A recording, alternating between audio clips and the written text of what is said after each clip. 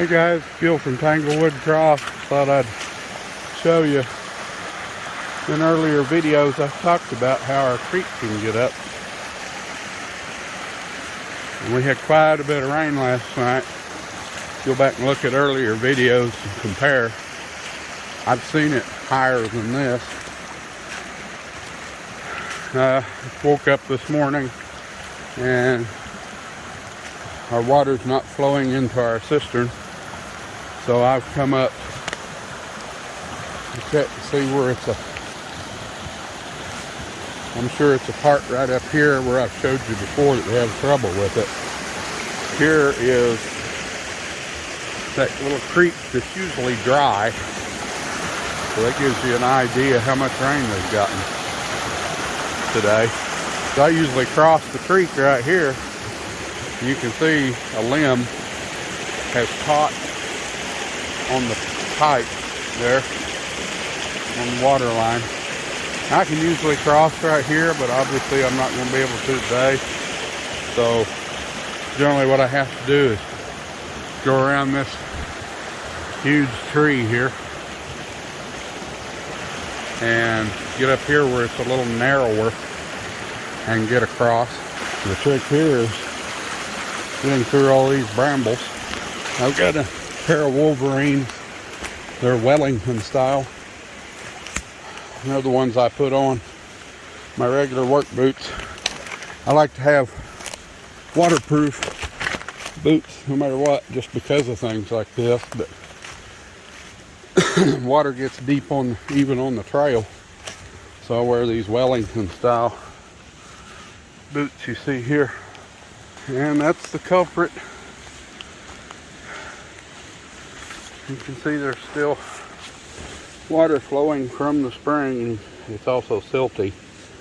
Not flowing quite as strong as normal. So I'll probably go up and check it as well. But I just thought you guys might like to see. We want to show you homesteading, warts and all. Well, I got the splice back together.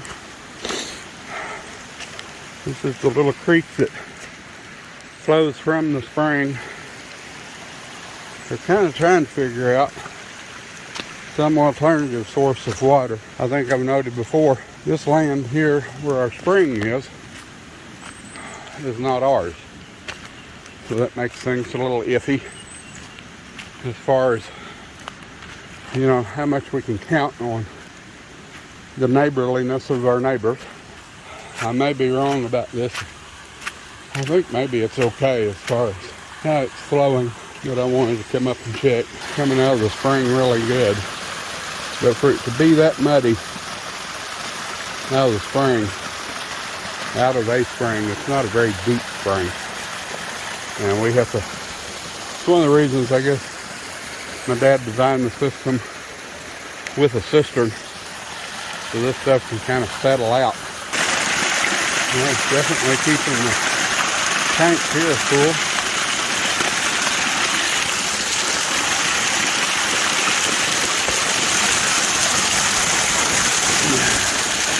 Well, I got everything back together and it's running like it should be. I took it off the tank, took it apart there at the elbow. Sometimes crawdads get in there and they hit that 90-degree turn there and they get stuck. But everything seems to be flowing like it should. So, by the time I get back down to the cistern, water should be running into it again.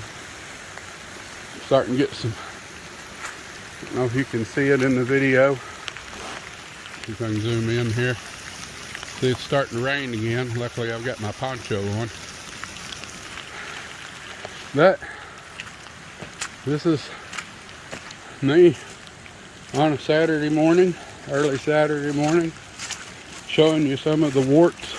This is really pretty over here, though. I think I'll show you some of the attractions to us for living out here, and why sometimes we wish we lived farther out.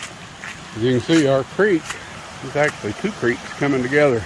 You never know what you're going to put up with when you're homesteading or just living out in the country. You don't even have to be trying to homestead. Just living in a rural setting has challenges all by itself. So if you're sitting in an apartment right now, or maybe a suburban home or an urban home or whatever, and you're dreaming of this life, just keep in mind, it's not all fun and roses. I know a lot of the homesteading channels, I guess they show the things that can go wrong, and maybe it's just me, maybe it just feels like because it's somebody else, it's not as big a deal for them. We're all human, and we all think, well, why does it always happen to me and not anybody else? But the truth is, it does happen to other people. So I may be back doing this again tomorrow. That green you see right there, that's watercress. You pay a lot for that in a restaurant. We can pick it up for free out of our creeks. Put it in a salad. I love it. Kind of a, if you've never had watercress, has a little bit of a spicy, peppery taste. Anyway, what I was saying when I realized the camera had shut off, these are just some of the things you're going to face if you want to even just so much as live out a little more remote. You'll have to drill a well or find a spring, or you're going to have to possibly put in your own septic, depending on whether you get a place with a house or an undeveloped place.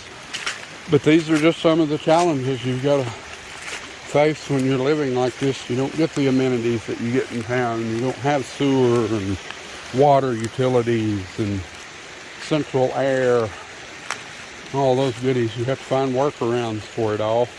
Here in the Ozarks, one of the problems with drilling a well is a lot of times you'll hit sulfur water. I'm not sure why that is. I'm sure it has something to do with the geology. We have a lot of limestone. Kind of hit or miss when you drill a well. There's nothing wrong with sulfur water in and of itself. In fact, it's supposed to be good for you, I think. And it's definitely good for you to shower in. But man, it can be hard to put up with that rotten egg smell. But it is clean, pure water. That sulfur keeps it that way. Probably cleans your insides out pretty good too. I'm going to go ahead and let you go. Get back in the house. I haven't even had breakfast yet. All we've done is let the ducks out so far. They'll probably be disappointed because they ain't going to be able to stay in that creek without getting washed away. But they're ducks. They love the rain. I'm going to go ahead and I know you may not like to see some of these truths about living out here, but we're not going to lie to you. I'm going to keep that stuff away from you. So if you like what you see, like the video, subscribe to our channel, hit that notification bell so you know when we post new videos. We're trying to get, a little better about that kind of thing. And we will see you in the next video.